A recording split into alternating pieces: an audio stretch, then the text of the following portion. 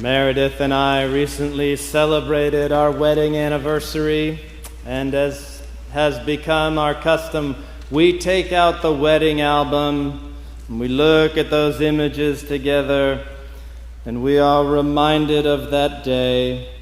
Memories are prompted, thoughts and feelings emerge, and it helps us to realize the wonders of God's blessings.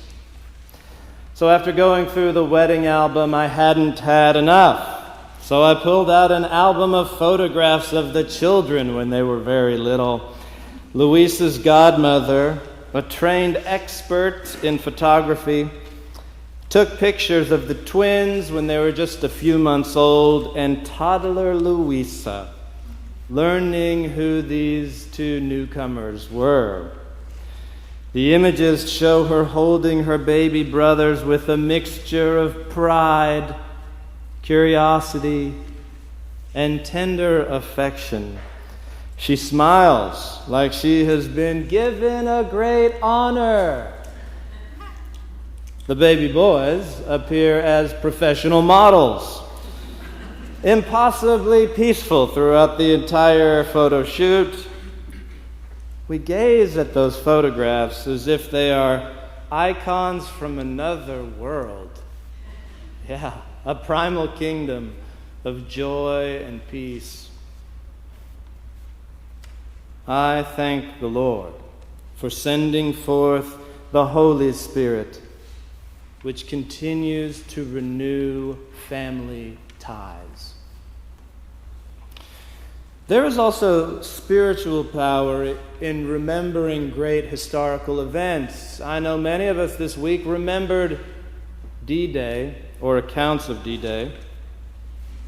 Today we have a great image painted in the words of the book of Acts. In this account of the Feast of Pentecost, we see how large numbers of diverse people of many nationalities and languages experience together a spiritual unity given by the Holy Spirit. The Pentecost event we just heard about, just read to us, was not expected. When we came into church this morning, there came a sound like a mighty rushing wind. It filled this entire building where we were sitting. In fact, the doors were open. It went outside to where everybody's setting up for the picnic. You heard it, but your mind may not have seen it. That is, see it in the sense of, wow, now I see it. That mighty invisible wind, which was joined by the ringing of the bells, was produced by our great pipe organ and transformed by our wonderful organist Patrick into magnificent music. It made sounds that actually got you to stand on your hind legs, to open your mouths, and to sing. Let the breath of Holy Spirit move in and out of your lungs. Individuals living in a conflicted world of diverse thinking and feeling, join together to hail this festival day. Suddenly, we too are in the ancient throng with those early disciples filled with tongues of song, and fewer souls find themselves isolated or strangers or foreigners. In fact, this feels like home. This feels like where we belong, where we enjoy being together in the presence of our Creator.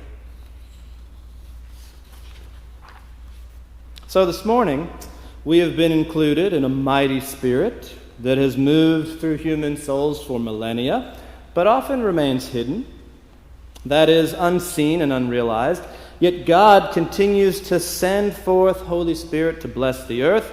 And today our brains would need to work extra hard not to hear or to see what the Lord is doing in our midst. It's just all around us. And so we thank the Lord for sending forth the Spirit to renew our parish family, which is what is happening today, and to bless our worship together. Now, spring, as you all know, is the season for butterflies. Butterfly season. We see them fluttering all over brilliant wildflowers and in our bushes at home. We will probably see them fluttering all over our picnic as we walk out the door. Surely God could have found a more efficient and less erratic way to accomplish whatever it is butterflies accomplish. One of the saddest sights one can ever see is going to a natural history museum and seeing case after case after case of those amazing butterflies pinned to a mat. One of the most joyful sights is to enter into a butterfly garden and to see a child encounter butterflies. I have a photograph of Louisa from last year. Butterfly right on her nose, big smile on her face. Butterflies flutter by. That's what butterflies do. When one is stuck on a pin and can't flutter, do you know what it is? A dead bug. Dead bug. So also we Christians are meant to be creatures of God, filled with God's Spirit. If we spend our time trying to build cases about our religious beliefs, we create museum-like churches. If we open the wings of our souls to the wind of the Spirit, we create a community similar to a butterfly garden where everyone wants to be. In a few minutes, we will baptize Elton Dale St. John. Yes, Elton St. John, not Sir Elton St. John, but we intend to treat him with the royal treatment. Newborn Elton first breathed into this world a primal cry that began to transform in his breath into messages crying, "Here I am, feed me, cuddle me, love me." St. Paul tells us this morning, when we cry, "Abba, Father," it is the very Spirit bearing witness with our spirit that we are children of God. For every child created in the image of God, the Spirit moves, not merely from the outside in, but from the inside out. We are created to join that throng. Here am I, God. Help me, love me, feed me. Actually, God just about do everything for me.